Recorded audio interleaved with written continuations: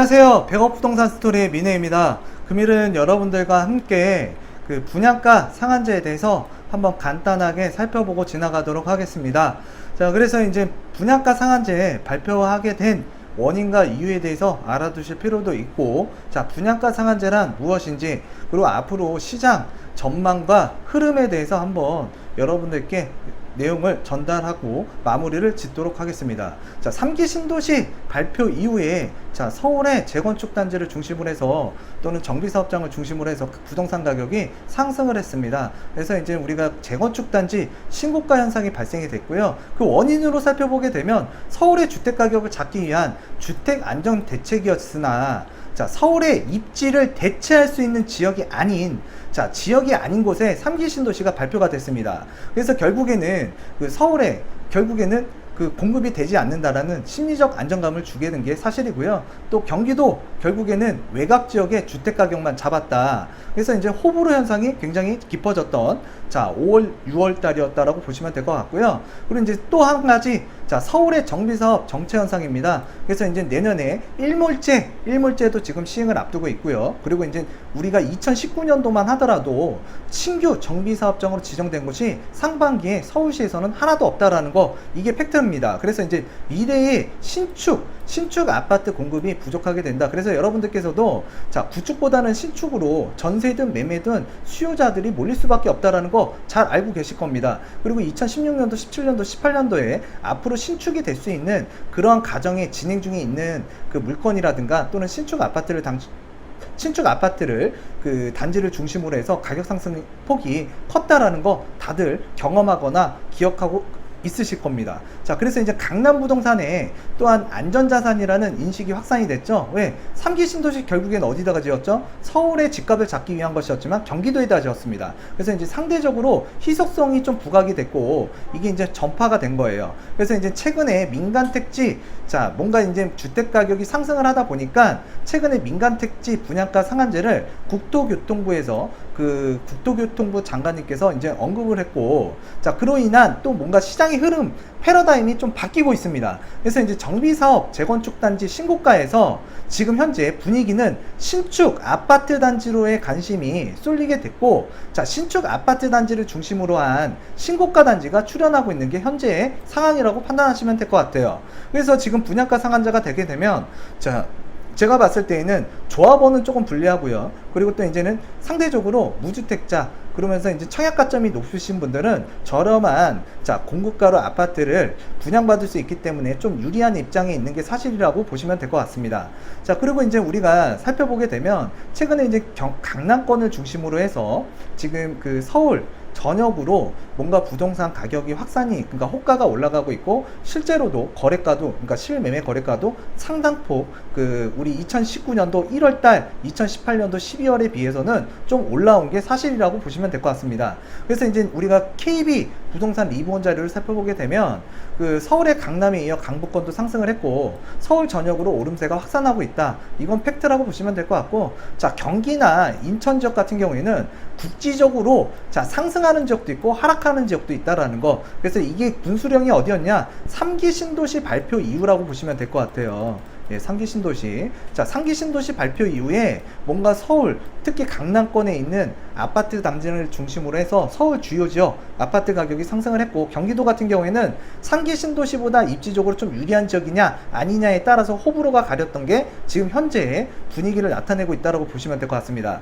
그래서 이제 금일 저희가 이제 분양가 상한제에 대해서 이제 알아보게 될 텐데, 일단 원인에 대해서 보는 거예요. 그래서 이제 금천구, 뭐 양천구, 마포구, 그리고 이제 도봉구, 강남구, 그리고 이제 서초구, 그리고 이제 우리가 송파구, 강동구, 그 다음에 광진구를 중심으로 해서 뭔가 상승폭이 큰 그 주도 지역으로 지금 그 나타내고 상승세를 보이고 있는 지역이 이 해당 지역이라고 보시면 될 것 같고요. 그리고 이제 강남권 상승세, 자, 강북권으로 확산이 됐고 서울 전 지역으로 오름세가 확산이 됐다. 그래서 이제 송파 지역, 강동구, 마포구, 서초구, 양천구, 강남구 뭐 상승률을 지금 나타내고 있는데요. 일단 지금 현재 상황에서 이렇게 뭔가 주택시장 안정화 대책이 나왔지만 뭔가 부동산 가격이 출렁이고 있다 보니 분양가 상한제라는 이야기가 나오고 있는 게 사실이고요. 자, 분양가 상한제 그렇게 실시가 되게 되면, 자, 우리가 분양가 상한제 상한제에 대해서 좀 알아봐야겠죠. 그래서 이제 분양가 상한제 앞으로 실시를 하게 되는데 이제 할 예정이에요. 그렇지만 이제 기준이 이제 변경될 것 같습니다. 그래서 이제 기존에는 집값 상승률이 물가 상승률 2배 초과 시에는 분양가 상한제를 지정할 수 있었습니다. 그리고 이제 관리처분 인가 신청한 재건축이나 재개발 단지 같은 경우에도 자 지금 현재는 제외 상태였지만 제외 앞으로 지금 변경 예상안으로는 일단 주값 상승률이 물가 상승률 1에서 1.5배 초과 또는 그 투기과열 지구 등 규제 지역으로 지금 뭔가 그 분양가 상한제를 적용할 수 있는 그 규제 그 범위를 조금 그 변경을 하고 있는 게 사실이고요. 그래서 이제 어떻게 변경이 될지 한번 살펴봐야 될 것 같습니다. 그래서 이제 국토교통부 관계자의 그 신문 기사 내용들을 한번 살펴보게 되면 뭔가 A, B, C 뭔가 3단계 그래서 이제 이 단계별로 지역별로 어떤 부분을 이제 적용할지에 대해서는 일단 뭔가 그 대책안을 마련하고 있다는 합니다. 그래서 이제 그 관리처분인가 신청한 재건축 재개발 단지도 이제 제외였지만 일단 예상안에서는 자 포함되는 것으로 나와 있습니다. 그래서 관리처분인가가 나온 지역 같은 경우에도 안전할 수만은 없다. 어떤 게요? 분양가 상한제 기준을 피할 수 있냐 없냐. 현행상으로는 일단 제외라고는 되어 있지만 요걸 지금 변경하려고 하는 게 지금 국토교통부의 그 변경안 내용이라고 보시면 될 것 같고요. 그래서 이제 분양가 상한제, 자 분양가 계산은 어떻게 됐느냐? 자 건축 원가에서 사업자의 적정 이윤을 더하게 되면 일단 분양가라고 보시면 될 것 같은데 최근에 이제 주택도시보증공사 허그 자 분양가 기준이죠. 그래서 이제 직전 분양가라든가 주변 시세를 기준으로 하는 자 상대적 평가라고 보시면 될 것 같아요. 그렇지만 분양가 상한제의 경우에는 그 절대적 평가라고 보시면 될 것 같습니다. 절대적 평가. 그래서 이제 토지비가 시세의 80%에서 90% 수준인 자 감정평가액을 받게 되는데요. 일단 그 사업자 입장에서 보게 되면 매입 금액보다 낮게 평가를 받을 수도 있다. 그러면 뭔가 수익성이라든가 이런 것들이 좀 저하가 되겠죠. 그리고 이제 조합 같은 경우에도 자 조합을 설립했다라는 것 자체가 사업을 시행, 그러니까 뭔가 건설 시행의 주체가 되는 건데요. 이 사업 시행 주체도 분명히 수익성이라는 걸 고려할 수밖에 없습니다. 그러면 사업이라는 게 좀 그 조금 뒤로, 그러니까 좀 뭔가 이 공급하는 자의 입장에서 보게 되면 일단은 수익성이 악화가 되기 때문에 자 앞으로의 그 공급에 분명히 차질이 있을 것으로도 보여지고 자 아니면 이제 사업이 진행되더라도 일단 조합원의 분담금이 좀 늘어날 수 있다라는 거 자 그런 것들을 여러분들께서 지금 우려하고 걱정하고 계시는데 일단 그 방법에 대해서 좀 잠시 뒤에 말씀을 드리도록 하겠습니다. 그래서 이제 2007년도에 참여정부 시절에 최초 분양가 상한제를 도입했었습니다. 그래서 이제 분양가에 미치는 그 영향을 모의 실험을 그러니까 시뮬레이션을 돌렸었는데 그 결과는 일단 그 분양가 상한제를 도입하게 되면 전국적으로 이제 20% 정도, 서울은 25%가량 그 분양가가 하락을 하더라. 그래서 이제 최근에 그 예시를 한번 들어보게 되면 최근 분양한 강남구 일원동 소재 그 DH 포레센트 분양가 상한제 적용 시 자 분양가 3.3제곱미터당 4,569만 원이었는데 만약 분양가 상한제를 적용하게 되면 그 3,426만 원으로 하락하는 그 결과를 볼 수가 있겠는데요. 주변 시세 3.3제곱미터당 자 6,500만원, 7,000만원 그 절반 수준밖에 안 되기 때문에 일단 로또 아파트가 나타날 가능성도 분명히 있습니다. 그래서 이제 뭐 로또 아파트가 생기냐 안 생기냐 자 이런 부분에 대해서도 논란이 많은데 일단 분명히 로또 아파트는 나타날 수 있다라는 게 제 의견이고요. 자 분양가 하락은 재건축 조합원 분담금이 늘고 토지비 건축비를 더한 최소 수준, 그래서 주택의 품질이 저하가 될 수도 있고 자 고급 아파트 공급이 좀 어렵습니다. 그래서 이제 재건축 강남권을 중심으로 한 재건축 사업장이 큰 영향을 받을 것 같은데 뭐 서초구도 마찬가지고요. 그리고 이제 앞으로 이제 송파구 이쪽에서도 이제 공급되는 아파트 굉장히 분양가에 민감할 수밖에 없는 게 현실인 것 같습니다. 그래서 이제 분양가 상한제가 시행이 된다면 일단 로또 청약이 나올 수밖에 없을 것 같고요. 또 조합, 건설사, 공급자 입장에서는 자 위축될 수밖에 없고 자 사업성, 수익성이 줄어들기 때문에 공급이 줄어 그 주택 가격은 더 오를 수도 있는 게 그 지금의 시장이라고 보시면 될 것 같은데요. 자, 어떤 분께서는 또 말씀들을 많이 하세요. 앞으로 자, 주택 공급이라는 게 원활하고 또 지속적으로 늘어난다. 그렇지만 우리가 서울이라는 지역을 특수성을 놓고요. 또 그 경기도에서도 입지가 양호한 지역을 제외한 그 외곽 지역에서 공급이 많은 것이지, 앞으로 지금 아까도 말씀드렸다시피 그 서울시에서 내년에 일몰제도 시행을 할 거고요. 신규 정비구역으로 지정된 것도 사실 부족합니다. 그리고 이제 지금 사업이 진행되고 있는 아파트 단지 같은 경우에도 시행사라든가 또는 조합에서도 수익성이 좀 결여가 되기 때문에 사업을 좀 늦추거나 또는 공급에 차질을 비출 수밖에 없는 게 사실이라고 보시면 될 것 같고요. 그래서 이제 강남권의 그 재건축 아파트 단지 뭔가 선호도에서 최근 이제 신축 아파트 단지로 선회하는 흐름은 자, 분양가 상한제 때문에 그렇다라고 보시면 될 것 같습니다. 그래서 이제 강남권 사업장 분양 시기 최대한 미룰 것으로 보여지고 있고요. 자, 비강남권, 특히 이제 강북 등 그 외 지역은 건축업가를 아끼는 방식으로 분양가를 낮출 것으로 예상이 되는데요. 일단 주택 품질 등 질적인 부분에 차이가 발생이 될 것으로 우려가 됩니다. 자, 그리고 이제 분양가 상한제 시행 이후에 어떠한 대응 전략을 가져야겠느냐. 자, 이게 중요하죠. 그래서 이제 분양가가 하락이 되게 되면 청약가점이 조금 높으신 분들이 유리할 것 같고요. 그래서 무주택자이면서 청약가점이 높으신 분들, 자, 이러한 분들께서는 일단 분양가 상한제가 시행 이후에 굉장히 유리한 입지, 그러니까 위치에 있기 때문에 일단 청약, 여러분들께서 원하는 지역, 그리고 또 입지가 양호한 지역, 그리고 질적으로 좀 좋아지는 지역, 그러한 해당 지역에 자, 분양가 상한제로 인해서 분양가가 저렴한 그 아파트에다가 청약을 넣으시면 좋을 것 같습니다. 그리고 이제 민간 공급 위축, 그래서 이제 신규 아파트 단지 또는 사업 진행 중인 아파트 단지, 자, 이러한 지역에다가 여러분들께서 좀 관심을 가졌으면 좋겠고요. 그래서 왜 그러냐면 이제 우리가 서울 도심에는 뭐 3기 신도시처럼 신도시가 지정될 수 있는 택지가 없습니다. 그렇지만 아까도 말씀드렸다시피 자, 서울시에서 일몰제도 시행이 되고 신규 정비구역으로 지정되는 것도 없고요. 또 사실상 지금 이제 분양가 상한제가 되게 되면 공급, 그러니까 지금 현재 사업을 시행하려고 하는 그런 해당 재건축 지역이나 재개발 지역 같은 경우에도 그 뭔가 이게 그 기간적으로 뭔가 이렇게 설정을 할 수밖에 없을 것 같아요. 그래서 이제 공급에 차질이 빚을 수밖에 없기 때문에 일단 신축에 대한 희소성은 날로 높아질 것 같습니다. 그래서 이제 이러한 부분들 좀 여러분들께서 관심 있게 보셨으면 좋겠고요. 또 재개발 재건축, 자, 조합원 분담금이 증가가 됩니다. 자, 조합원 분담금이 증가가 된다라는 거는 딱 비례율이 하락하기 때문에 그래요. 자, 왜 그러냐면 분양가가 낮아지면 수익성이 줄어들고 그 수익성이 줄어든 만큼 자, 비례율이 하락하고 비례율이 하락한다라는 건 조합원의 분담금이 늘어나는 구조죠. 그래서 이제 권리가액이 낮은 것을 여러분들께서 좀 관심 있게 지켜보자. 그래서 이제 재개발이 됐든 재건축이 됐든 자, 비례율 하락으로 인한 권리가액이 좀 낮은 물건, 이런 물건에 여러분들께서 관심을 갖고요. 그리고 이제 재개발 재건축, 자, 서울이 있고 서울과 또 인접하고 그 다음에 이제 뭔가 입지적으로 그리고 또 일자리가 늘어나고 도로 철도망이 들어가는 그러한 해당 지역에다가 여러분들께서 제한을 두시고 관심 있게 그 지역에서만 보시면 될 것 같습니다. 그래서 이제 A조합원 같은 경우에는 그 우리가 예를 들어서 그 권리가액이 5천만 원이 나왔다. 그리고 B 조합원 같은 경우에는 권리가액이 2억 원이 나왔습니다. 자, 그런데 이제 우리가 보통 그 세금 문제로 인해서 비례율 같은 경우에는 100%로 거의 지금 맞추고 있는데요. 일단 예를 들어서 지금 현재 일반 분양금이 낮아지게 되면 그 비례율이라는 게 하락할 수밖에 없어요. 그래서 비례율이 만약에 10% 정도 떨어졌다.